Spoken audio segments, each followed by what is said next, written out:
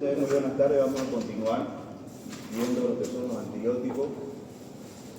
Ahora vamos a ver lo que son los antibióticos, principalmente los beta-lactámicos del grupo de la penicilina, cefalosporina, carbapenem y los monobactam, como dentro del grupo de los que comparten la estructura de los anillos de la cama beta se llama, por eso es que este grupo son llamados también antibióticos beta-lactámicos, todos bactericidas principalmente. Cada día aumenta la resistencia bacteriana de este grupo. Principalmente se da la resistencia de los medicamentos beta-lactámicos, los bactericidas. Entonces este grupo vamos a ver, en primer lugar, todos los que son del grupo de la penicilina, muy utilizados. Luego vamos a ver la cefalosporina, vamos a ver los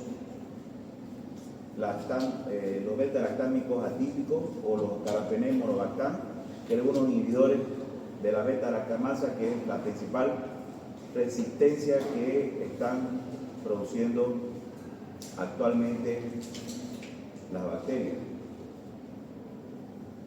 Bueno, entonces vamos a ver, habíamos hablado ya un poco sobre el mecanismo de acción de los medicamentos en general de los antibióticos, pero en específico vamos a ver este grupo de los antibióticos beta-lactámicos que ejercen una acción bactericida, principalmente donde vamos a ver reflejado, principalmente aquí, como se puede ver, habíamos dicho de que los antibióticos beta-lactámicos van a actuar inhibiendo la síntesis de la pared celular de la bacteria, en este caso, ya sean gram positiva, se unen a la proteína ligadora de penicilina, BPB, y van a producir que se forme el péptido glicano, o el péptido que va a dar la forma principalmente a la bacteria, y por lo tanto, una vez que impide que se forme el péptido glicano, la bacteria no puede mantener la pared, por lo tanto va a ocurrir la lisis, la muerte de la bacteria. Entonces es aquí, en esta parte de la pared, donde va a inhibir la formación de este péptido glicano, ya sea de gram positivo o ya sea de gram negativo.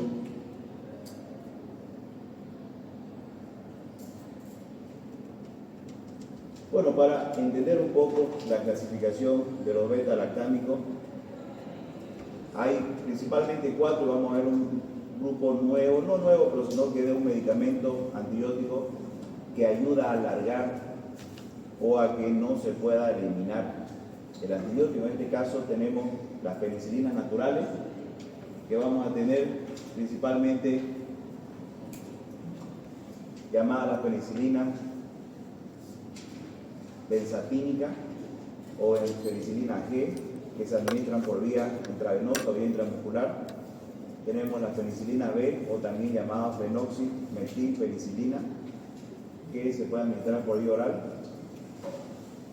Ya tenemos las que son resistentes a la penicilinasa o resistentes a antiestafilococo, muy utilizada principalmente la dicloxacilina, este grupo. Las otras no mucho, pero se la utiliza en la guía, vamos a ver en qué situaciones. También tenemos las aminopenicilinas de amplio espectro, como la amoxicilina, muy utilizada, la ampicilina no tanto. Y por último, de este grupo, ya las que son de espectro extendido o específica, como la picarcilina y piperacilina. Bueno, un poco para entender las penicilinas naturales, son de origen natural, como su nombre lo dice, o pueden ser también semisintéticas. Estas van a presentar cambios químicos que van a interferir en un mejor perfil desde el punto de vista de la farmacocinética.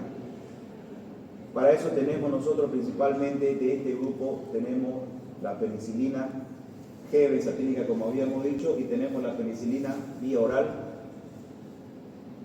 que vamos a utilizar como lo es la fenoximetilpenicilina.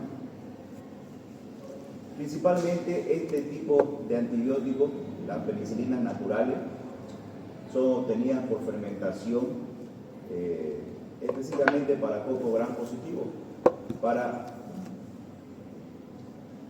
bacterias de la parte superior principalmente.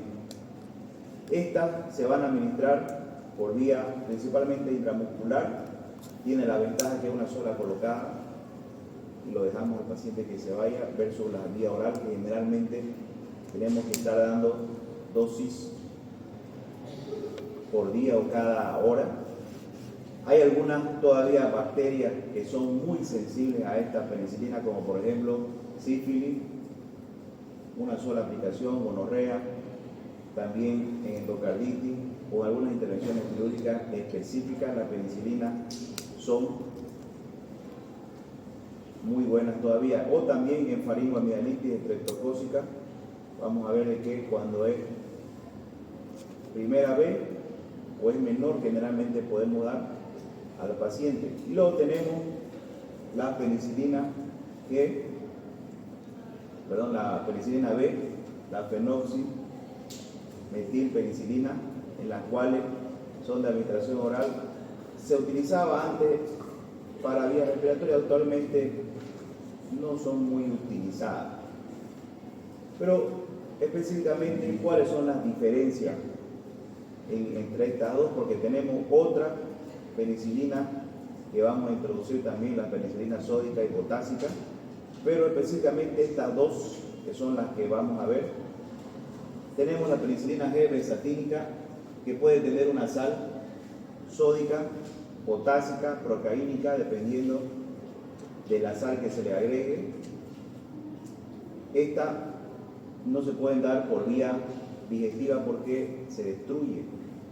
Por eso es que solamente viene por vía intramuscular o vía intravenosa. En cambio, la penicilina B, al ser semisintética, tiene una estructura más estable que no se degrada como la penicilina, por lo tanto se puede dar por vía oral, pero han salido mejores alternativas antibióticas a la penicilina B, por eso es que ya cada vez es menos el uso y prácticamente no está ya en las guías la penicilina B.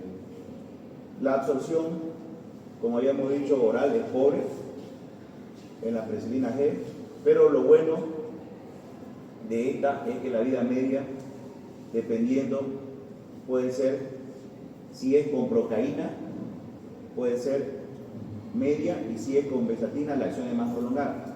Por eso es que la penicilina benzatínica es una sola aplicación y de a poco va haciendo efecto, no necesitamos dar otra aplicación. En cambio, cuando es procaínica, necesitamos dar tal vez otra dosis al otro día. Ya vienen algunas fórmulas mezcladas, ya tienen sal sódica, tienen sal procaínica y se puede utilizar una sola vez. Son específicamente utilizadas en sífilis, meningitis, cuando hay sensibilidad, fiebre reumática, neumonía, pero en general, en cuadro grave, cuando el paciente ya tiene una infección y es adulto, generalmente la penicilina no es una opción. Peor si es hospitalización, tienen bastante resistencia. Esta generalmente se da por consulta externa en pacientes que estamos iniciando terapia, porque y ahí siempre nosotros citamos al paciente. Le colocamos la penicilina y le decimos vuelva a hacer después de 5 o 7 días para ver si está siendo efectivo el tratamiento. Porque por ahí hay resistencia y el paciente persiste con las molestias, con la fiebre, y tenemos que nosotros citarlo y darle ya otra otro antibiótico porque ya estamos viendo de que tal vez haya resistencia a este tipo de penicilina. Tenemos de igual manera aquí el subtipo de penicilina G. En este caso tenemos, como habíamos dicho, sódica, potásica, este depende de la sal, son generalmente más rápidas. La de acción prolongada y la que usamos normalmente es la benzatínica, que su acción puede durar hasta 4 semanas, por eso es que necesitamos solamente una sola dosis y no necesitamos estar colocando cada rato al paciente. Bueno, y hablamos de dosis y diferencia. Habíamos dicho que la penicilina benzatínica puede durar entre 2 a 4 semanas, requiere solamente de una aplicación, puede ser única o semanal, pero generalmente es una sola. Si en una sola hay respuesta, no es necesario citarlo nuevamente. Nunca se da, pero penicilina, amoxicilina o acitromicina por vía oral. Nunca. Siempre se coloca una sola vez y se le da dependiendo para lo que se le esté dando. Pero eso es un error que se comete muy seguido por parte de varios médicos, en las cuales inyectan penicilina, metamizol, dexametasona y le dan por vía oral. No se hace eso. A no ser que el paciente hubiese vomitado, ya sea una indicación específica o tenga náuseas, digamos.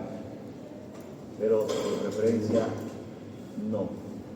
La dosis normalmente en adultos es de 1.2 a 2.4 millones de unidades internacionales. Dosis en niños es 50.000 unidades, la vamos a ver más adelante, vamos a sacar dosis. Esto se maneja con unidades internacionales, no se maneja con miligramos. Unidades internacionales, kilogramos. En este caso, cuando es un adulto, ya manejamos 1.2 o 2.4 millones dependiendo. Generalmente 1.2 en niños y 2.4 en adultos. Pero vamos a sacar, según las guías, dosis específicas en niños. La penicilina inyectable, nosotros la diluimos, generalmente viene un frasco con el contenido sólido y se diluye en agua destilada. O sea que nosotros cuando hacemos la solicitud de penicilina, abajo agua destilada, 5 ml, y sacamos la dosis que vamos a colocar, la enfermera agarra, la mezcla y saca la cantidad y coloca. De esa manera viene, no como otras presentaciones que viene directamente el contenido y solamente extrae. Bueno, de todos modos, igual a veces al principio a nosotros nos cuesta un poco y nos podemos guiar con las enfermeras. Las enfermeras generalmente, a veces uno le pregunta, le dicen con cuánto saco, qué necesita y ayudan, porque principalmente cuando ya tienen experiencia, más años. Pero de todos modos, ya vamos a hacer casos prácticos cuando utilicemos algunas penicilinas. Bueno, entonces tenemos nosotros, ya si empezamos a dividirlas, clasificarlas de acuerdo a las penicilina benzatínica sódica, potásica o procaínica, o la penicilina benzatínica, las diferencias. Como decíamos, vamos a ver que hay unas marcas que ya vienen con procaína y con potasio, o penicilina G potásica. Ya vienen, pero son igual de una sola aplicación. En este caso, algunas ya vienen porque el inicio de acción de esta penicilina benzatínica es más lento, en cambio la otra viene a ser más rápido. La duración de esta es la que más está en la guía porque dura semanas. De esta otra es corta. Y eso, más que todo, es por la sal procaínica. La sal benzatínica hace que retarde más, se concentre más. Esta otra generalmente se da cada día. Esta no se da cada 4 horas. ¿No? Originalmente ya nosotros no usamos estas sales penicilinas potásicas sódicas puras, porque tenemos otras alternativas. El medicamento, mientras menos veces se coloque, es mejor. Por eso es que al tener una vida o duración de acción muy corta, estamos obligados a dar más seguido. Y eso obviamente para el paciente es muy molesto. De hecho, los antibióticos cada 6 horas vienen a ser los, digamos, medianos molestos. Pero de preferencia son pues los que son una vez y nos olvidamos del paciente en la frecuencia de administración.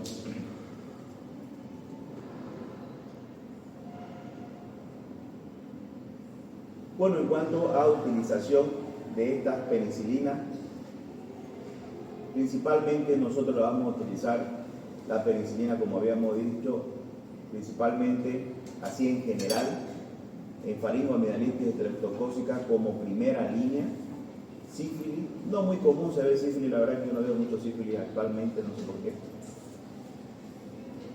Será porque no trabajo con las pacientes trabajadoras. A ellas se le hace seguimiento, ¿sabían ustedes? Ya tienen, mensualmente tienen que ir hacen controles, las trabajadoras sociales, sexuales. Bueno, entonces, la penicilina, vamos a ver que estas son generalmente dosis en adultos, ya vamos a ver la dosis en niños principalmente, porque cada una también tiene su presentación de dosis en niños. Bueno, tenemos igual las penicilinas resistentes a beta-lactamasa, o también llamada anti-estafilocócica. Esta penicilina, aunque la resistencia a estos antimicrobianos puede ocurrir por cualquier mecanismo, el principal mecanismo de producción de la resistencia implica la producción de enzimas conocidas como la beta-lactamasa.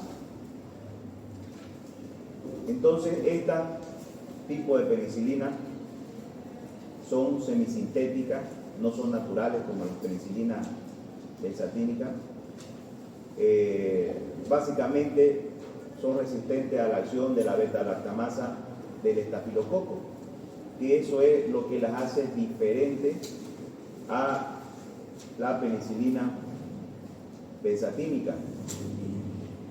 Y esta resistencia se obtiene al costo de una menor actividad antibacteriana. Entre este grupo que tenemos vamos a ver principalmente la oxacilina, cloxacilina, dicloxacilina. La otra ya no se utiliza mucho. Cuando yo digo no se utiliza, no he usado, ya yo no la pregunto generalmente. Pero es bueno conocerla porque nadie sabe que aquí unos años aparezca una nueva bacteria y sea sensible a la meticilina, esos antibióticos que ya no se los utilizan. Pero generalmente los que se utilizan son los que están en la guía, los que han demostrado ser menos tóxicos, y en este caso de este grupo la dicloxacilina viene a ser la que más se utiliza por ser medicamentos que en su producción la enzima inactivan. Entonces esto se da generalmente por vía oral, un poco por vía intramuscular porque tenemos mejores opciones, pero sus indicaciones principales van a ser Staphylococcus aureus resistente a meticilina, infecciones de piel, cualquier herida que venga infectada, la dicloxacilina está de preferencia, infecciones óseas, articulares, pero generalmente cuando ya hay infecciones como meningitis, infecciones óseas, se le hace un cultivo más antibiograma a los pacientes, siempre, porque una meningitis es grave, una infección ósea es grave, articular es grave. Si es que es sensible, continuamos con la dicloxa, si no, no. En cambio, infecciones de piel generalmente no llegan a pasar a mayores. Ayudamos nosotros a que la infección sea, que la herida más rápido sane. Muchas veces se les asocia también a un aminoglucósido y vamos Bueno, no muchas veces, generalmente pocas veces, porque ya cuando se hace cultivo más antibiograma, específicamente nosotros utilizamos el antibiótico que es sensible. Entonces, todas son resistentes a penicilinasa estafilocócica. Vía oral, dicloxacilina y cloxacilina. Vía intravenosa tenemos la oxacilina y la napsicilina para cuadros graves generalmente. Se prefieren frente a penicilina que en infecciones por estafilococos aureus productores de beta alta masa. Nosotros no vamos a saber qué es lo que sucede generalmente con la medicina. Nosotros tenemos que guiarnos, en primer lugar, por la guía. Esa es nuestra principal guía actualmente de antibióticos. Eso de estafilococos aureus, de lactamasa, es directamente con la guía, ¿no? Nos guiamos. Si yo tengo una infección, por ejemplo, en este caso, de piel, estamos viendo un cuadrito de la guía. Se ve médico 1 o 2. Aquí me dice infecciones de la piel y tejido, abscesos superficiales, porúnculo y antrax, más o menos los abscesos, los puchichi que decimos nosotros vulgarmente. Tenemos el tratamiento de elección, dicloxacilina sódica, que viene en cápsulas en suspensión para niños. Se da por 14 días y nosotros tenemos que dar los 14 días cada 6 horas. Cuando es, no le garantizamos al paciente que lo va a sanar, no se garantiza, porque generalmente en abscesos, forunculosis, antrax, hay que drenar. Absceso drenado, abscesos curados. Y se las hace gritar a los pobres pacientes, más bien que las enfermeras están ahí, ¿no? Yo las mando a la enfermera. Grita, el otro día me llegó una de 13 años, ¿no? Yo lo vi así, tenía un cachete aquí, tenía aire. Me iba a doler a mí más. Y yo estaba de emergencia, no es una emergencia eso. Pero la enfermera me lo pasó como emergencia, bueno, entonces le vamos a hacer sufrir a la enfermera. Dicen, me va a drenar ese absceso. Empezó a apretarle, salía eso. Una vez me recuerdo, yo la verdad que, cierra la puerta, por favor. Cierra la puerta. Yo me recuerdo cuando hice el internado, mi primer día de internado, yo me creo que me traumé con microbiología, les soy sincero, me traumé un poco con tantas bacterias y todo, tenía miedo de todo, hasta de los granos tenía miedo. Y me acuerdo que el primer día del internado, me tocó el San Juan de Dios, ¿no? Y me mandaron traumatología, vamos, dice el residente, vamos a drenar un absceso, dice, ¿no? Un puchichi cabalmente tocó, ¿no? Me recuerdo tan bien de ese día que agarró, era, creo que por aquí, no me acuerdo, agarró y lo apretó. No le miento, el pus salió así. Volcán. Yo lo vi que salió así como un volcán, lo sentí que se me subió y se me bajó, lo sentí así, ¿no? Reflujo. Como un reflujo lo sentí. Y empezó a drenar eso, ¿no? Bueno, y para mi mala suerte, yo era el único hombre de ese grupo, a mí me mandaban a curar siempre. A las mujeres, obviamente, a las mujeres residentes hombres. Anda, Vidal, anda vos. A las mujeres se quedaban pues con ellos, a mí me mandaban a drenar. Había un paciente indigente que tenía otra pierna tenía, y no se sabía, en esa época no había SUBO ni nada, ellos se conseguían los medicamentos, y obviamente indigente, a la Bozán daba medicamentos hasta por ahí. Yo iba todos los días y le pedía a la Bozán unos cuantos medicamentos, paracetamol y ibuprofeno para su absceso. Y hay que drenarlo, decían, porque ya el hombre no aguantaba. Ya estaba, pero así que uno lo tocaba, reventaba con un... Y el residente, lo mandó el jefe, el residente, no, vayan, los internos van a drenar. Y era mi paciente, ¿no? Ya ni modo, yo me acuerdo que lo toqué nomás así. Y empezó a salir. Hay lo que se llaman las riñoneras, que creo que vienen de 1 litro, 2 litros, lo llené. Se llenó y no había que más, había una botella de 2 litros, agarré y se la metí la botella, la llenó la botella de 2 litros de jugo. Seguía saliendo seguía saliendo, llené otra, no, ya me hice pasar con otra riñonera, más o menos salió unos 3 litros de pus salió de ese absceso. No, ese tipo pues, más bien que ya yo noté, ya no supe qué pasó ya, pero el asunto es que esos abscesos generalmente no es con antibióticos, solamente hay que drenar lastimosamente, porque si le damos antibióticos, ayuda muchas veces cuando se están formando. Ustedes van a ver, por ejemplo, lo que le llaman suso y sobresuelo, o está recién formándose, pero ya una vez que se formó y está ahí, es apretar, drenar, y si no sale todo, se le deja un drenaje. ¿Qué es un drenaje? Un pedacito de guante, porque si no le deja que, o sea, se cierra y sigue hinchándose eso. En cambio, se le da un drenaje para que no se cierre y vaya saliendo toda la pus, porque llega otra vez a acumularse y le duele al paciente. Más antibióticos y en curación todos los días hasta que le saquen lo que se llama la semilla. A veces no es necesaria, a veces hay que hacer hasta limpieza quirúrgica en casos más graves. Y eso sucede no solamente en ese lado, pero también hablamos de la mastitis en las mamas que están dando de lactar, muy común se ve en axila, yo he visto en espalda, en piel, en todos los lugares sale. ¿Y por qué sale? Porque le tocó, no hay que porque no se baña, ni nada. Es una bacteria que se mete por el pelo y se le tocó, o sea que no hay. Obviamente hay que decirle al paciente que tener más higiene, porque hay unos que no es que está caliente su estómago ni nada de eso. Es una infección nomás de piel y nosotros utilizamos la dicloxacilina. O como terapia segunda podemos utilizar, vamos a ver, la ciprofloxacina, que también se da cada 12 horas por 7 días. Pero siempre nos vamos al tratamiento de primera elección, según la guía.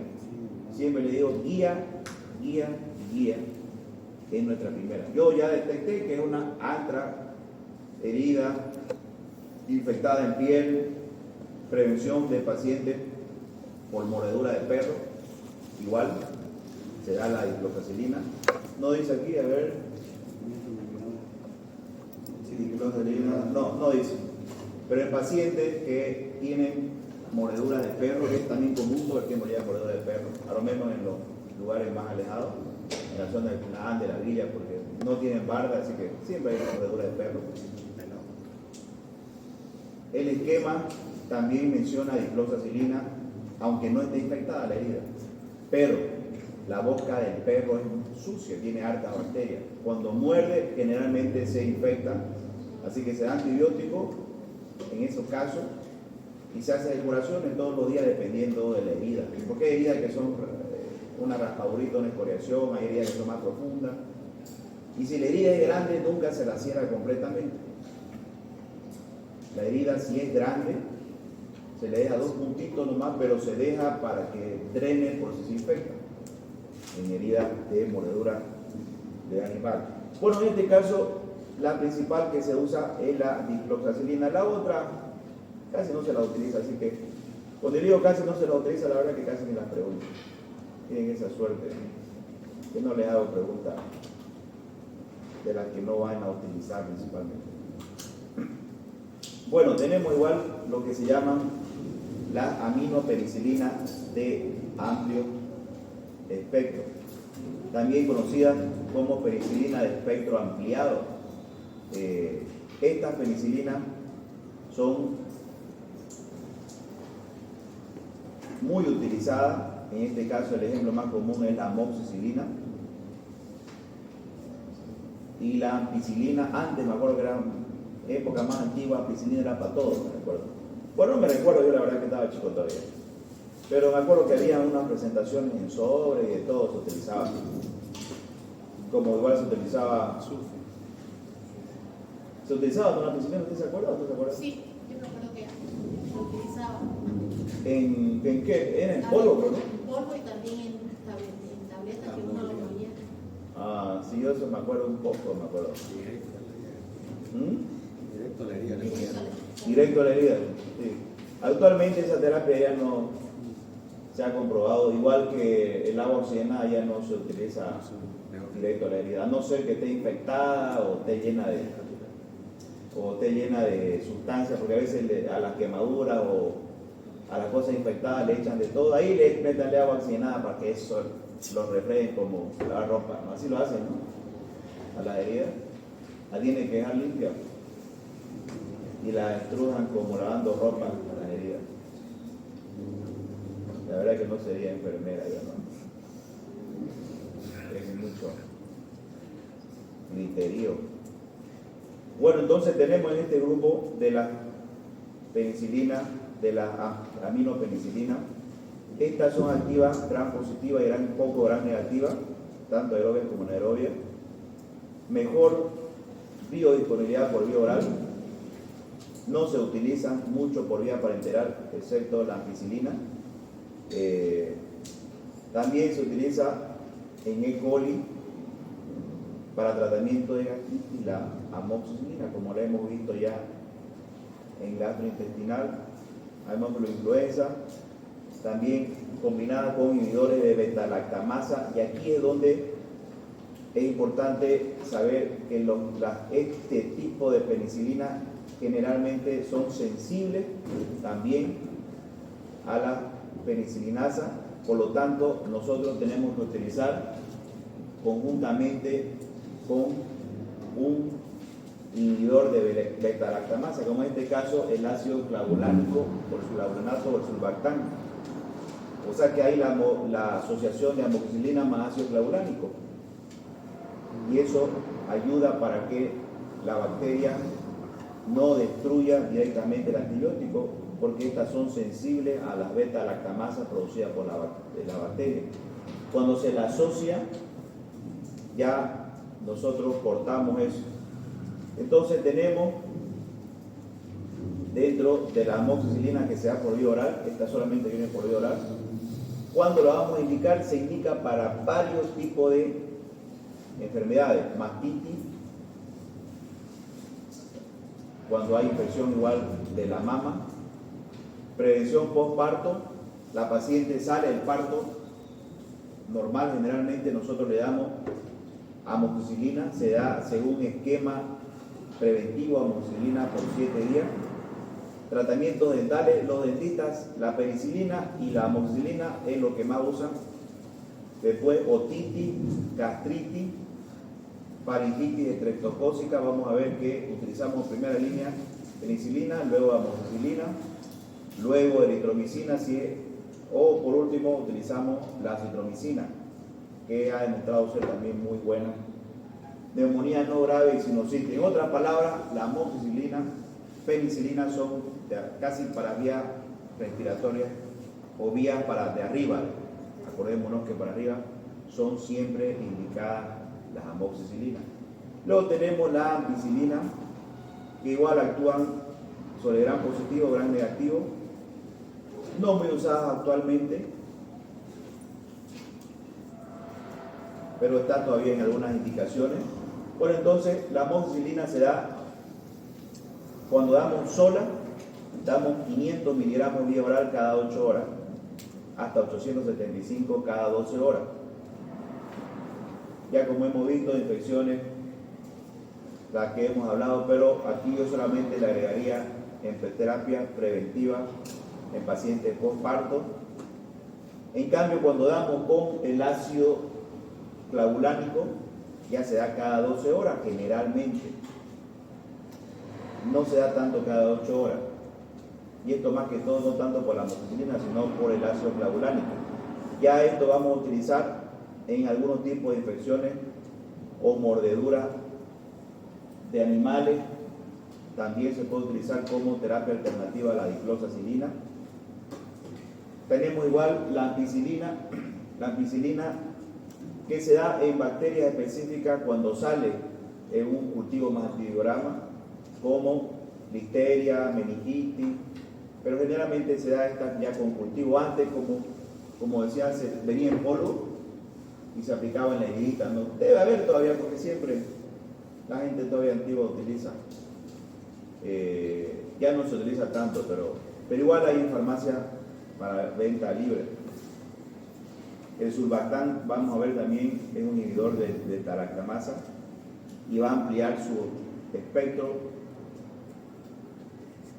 Tenemos igual las penicilinas de espectro dirigido, se llaman estas, no son de amplio espectro, como se dice, aunque su espectro es más amplio, pero no se las dan normalmente así como indicaciones de primera, segunda ni de tercera línea.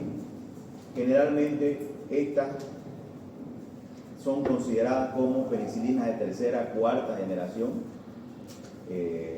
conjuntamente después de las penicilinas hexatínicas. Son llamadas anticedomonas. La pseudomonas es una bacteria que está todo el tiempo presente en los hospitales. Los pacientes, cuando están internados bastante tiempo, pueden hacer infecciones nosocomiales. Es muy común y ese es el principal problema de internar muchos pacientes. O de a veces que yo viene por un suerito y le pongo un suerito y no. El hospital es para solamente ir a una consulta, su tratamiento, prevención y que se vaya. No es para internarlo. A veces van los pacientes, le va a tocar. Doctor, está deshidratada. Dicen, uno lo ve, saca la lengua, a ver, no hay nada de deshidratación. Y no se les coloca suero. Pero a veces hay otros médicos que lo malacostumbran. ¿Por qué? Porque aunque en primer nivel casi no hay mucho, pero en segundo o tercer nivel generalmente hay bastante infección nosocomial. El paciente viene, qué sé yo, por cualquier cosa, por una infección de la piel y se contagia con una pseudomonas. Y la pseudomonas ya es una infección un poco más grave. En ese caso ya se cultiva más antiorama. Si salen sensibles a estas penicilinas, generalmente tenemos estas dos que son las más utilizadas. Piperacilina y picarcilina. Las otras ya no se utilizan mucho, pero de todos modos son en caso de específico de pseudomonas. Bueno, y tenemos las penicilinas más inhibidores de beta-lactamasa. Habíamos visto como ejemplo a la amoxicilina, la ampicilina, que será para que volvamos a acordarnos, se indica estos tipos de antibióticos cuando se sospecha de bacteria productora de beta-lactamasa. Muy útiles en hospitales, también se la puede utilizar en mordeduras por animales, la asociación ácido clavulánico más amoxicilina. Muy caros son estos medicamentos, pero el ácido clavulánico encarece bastante el precio, a lo menos en jarabe. En cambio, una tabletita es mucho más barata, pero igual es un tratamiento fuerte para el paciente. La amoxicilina pura no es tan cara, ya con el ácido clavulánico ya eleva. Igual tenemos lo que es el sulbactán, el tazobactán, que se puede dar conjuntamente con la ampicilina y piperacilina. Bueno, tenemos la cefalosporina también del grupo de los antibióticos beta-lactámicos, son llamados derivados de la cefalosporina C, de la cefalosporina C, que su nombre es Cephalosporium acremonium, por eso es que se llama cefalosporina C. Estas tienen el mismo mecanismo de la penicilina, habíamos hablado, que van a inhibir la síntesis de la pared bacteriana en el BPB, evitando que se forme el péptidoglicano, y eso no le da una forma específica a la bacteria la destruye. Estos antibióticos son mucho más resistentes que los antibióticos, que las penicilinas, mucho más resistentes que también las penicilinas con beta-lactamasa, son de mucho más espectro. Hay varias generaciones. Generalmente estos tipos de antibióticos no son de primera línea, en la mayoría son de segundo o tercer nivel, o nosotros podemos dar una primera dosis y ya pasar a un segundo o tercer nivel, en algunos casos vamos a ver. Bueno, esto se clasifican de acuerdo a generaciones, habíamos dicho, hay de primera, segunda, tercera, cuarta generaciones. Lo difícil de farmacología no es tanto las indicaciones, que tienen que aprenderse ese montón de medicamentos. Por lo menos son unos 200 medicamentos que tienen que aprender en farmacología. Eso es lo difícil. De ese 200 van a utilizar unos 50 más o menos. Y lo demás de año en cuando. Es así la cruda y triste realidad de farmacología. Pero después, con el paso de ya uno se va acostumbrando y va viendo cuál utilizan, ¿no? Porque si ya hace una especialidad, dependiendo de la especialidad, si hace una especialidad como ginecología, se reduce a un 30%. Porque los especialistas no ven generalmente así, hacen todo cultivo ya cuando el paciente está internado. Y ahí en ese caso es dar nomás el medicamento más de menor generación en un cultivo. Por ejemplo, si yo hago un cultivo a un paciente por una infección urinaria y me sale que es sensible a estos 5, yo voy a dar siempre el de primera generación. Ahora, bueno, ¿cuáles tenemos de primera y segunda, tercera generación? Tenemos más, pero estos son los más importantes, lo vemos así. Generalmente los de primera generación se dan por vía oral. Tenemos la cefalexina, cefadroxilo, cefazolina. Segunda generación tenemos los que son el cefaclor, cefuroxima. ¿Cuáles son los que más se utilizan? Yo les voy a decir, ¿no? De la primera generación, la cefazolina y la cefalexina un poco. La de segunda generación tenemos cefuroxima, cefaclor, cefotaxina, principalmente. El cefotetán casi no se utiliza. De la tercera generación sí se utiliza el ceftriaxona, la cefotaxima, todos van a ver que prácticamente este grupo, la tercera generación, son los que más se utilizan del grupo de la cefalosporina. Principalmente ceftriaxona, cefotaxima. También se utiliza ceftazidima y cefixima, porque en pacientes con neumonía, que es muy común, o sepsis o infecciones urinarias, es muy común la infección urinaria en nuestra sociedad, o llamada también pielonefritis, porque hay infecciones urinarias simples como la cistitis simple y la pielonefritis, que ya es una infección urinaria más fuerte, ya viene con fiebre y se puede dar en estos casos ya antibióticos de tercera generación y generalmente ya son pacientes internados. Luego están los de cuarta generación, que estos tienen un espectro más amplio, como la cefepima y la ceftarolina, que viene a ser una de quinta generación. Ya como habíamos hablado de las penicilinas, son cefalosporinas que van a actuar principalmente en los que son estafilococos aureus resistentes a meticilina, o llamados MRSA. También en neumonía, celulitis, cuando ya el paciente no responde a una penicilina, una amoxicilina, diclosacilina, ya se utiliza generalmente. Generalmente estos antibióticos se utilizan cuando el otro grupo no funciona.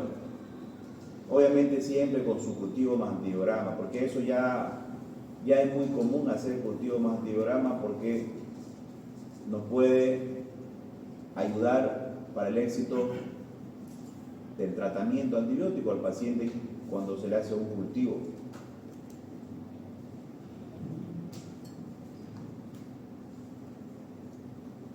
De este grupo de penicilina, sí seguimos viendo nosotros, en primera generación, habíamos dicho,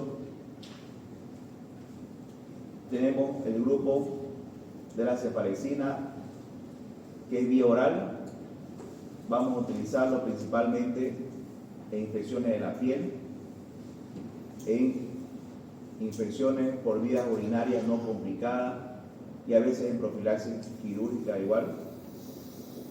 Lo de segunda generación, bueno, esto es lo mismo. Vamos a repetir. Esto es lo importante saber de este cuadro, que la cefalosporina nosotros generalmente lo vamos a dar, la de primera y segunda generación, hay vía oral y vía intravenosa. En cambio, la de tercera, cuarta y quinta solamente son intravenosas, o sea que siempre se recomienda dar al paciente cuando está internado, aunque también se puede dar intramuscular, aquí no. Pero obviamente yo he visto algunos casos, algunos médicos que agarran y le dan 3 días de intramuscular, en una nalga uno, en otra nalga otro, así he visto algunos médicos que le tiran en otra nalga. Ahora, el que sabe un poco más le dejan tapón, el tapón es paralizado, le dejan un tapón y por ahí se lo puede diluir mejor para que no estén escuchándole en las nalgas cada rato.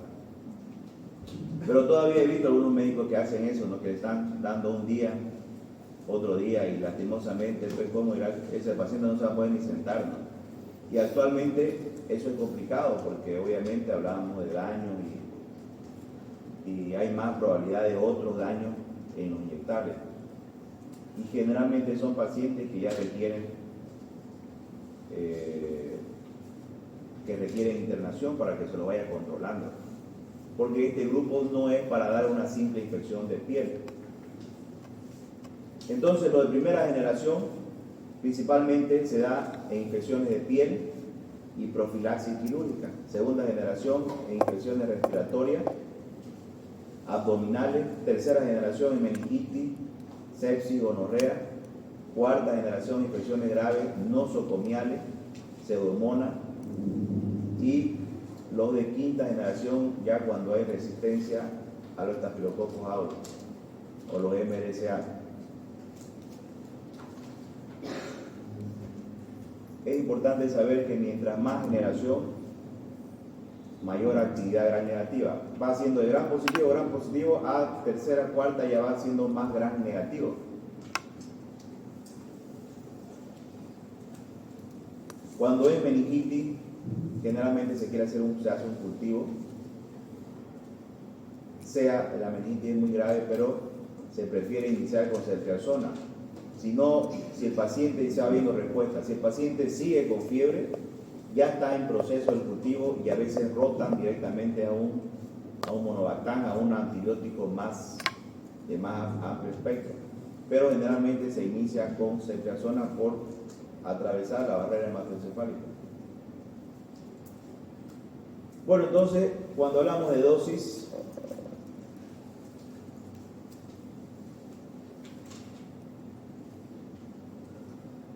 fíjense, con este cuadrito nomás se lo puede complicar la existencia a ustedes. Y todavía nos faltan por lo menos unos 100 antibióticos más para ver. Pero posiblemente le haga una lista de lo más importante. Porque aprenderse, por ejemplo, el cefaclor, el cefepid, eso no lo van a ver muy raro.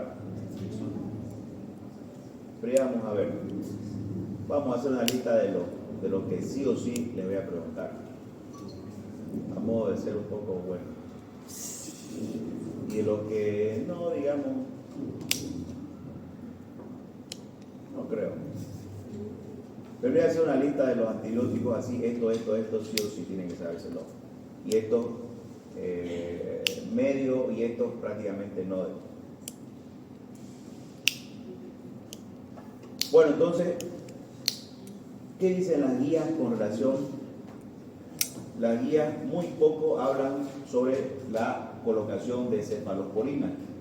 Por ejemplo, tenemos, aquí habla que se utiliza, pero en pacientes cuando se hace referencia.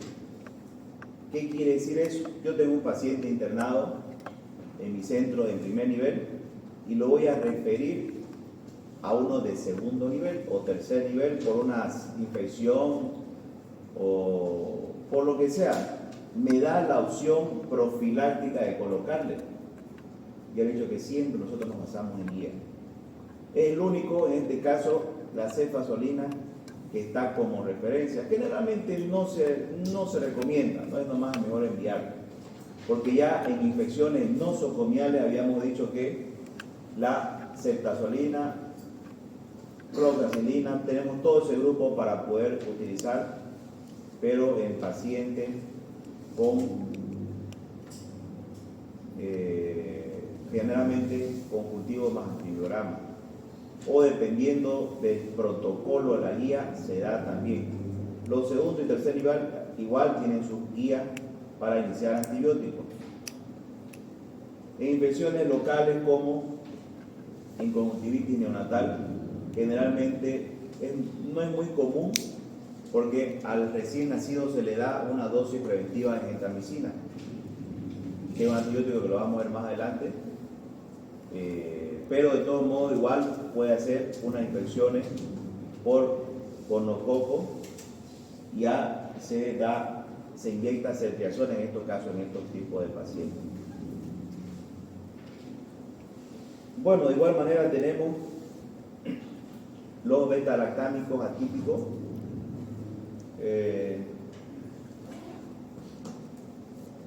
Y ahí vamos a quedar. En los beta-lactámicos atípicos. Con ustedes no tenemos examen todavía, ¿no? Diciembre. Tenemos solamente las exposiciones. Ya. Pero creo que ya está la fecha por ahí del examen, ¿no?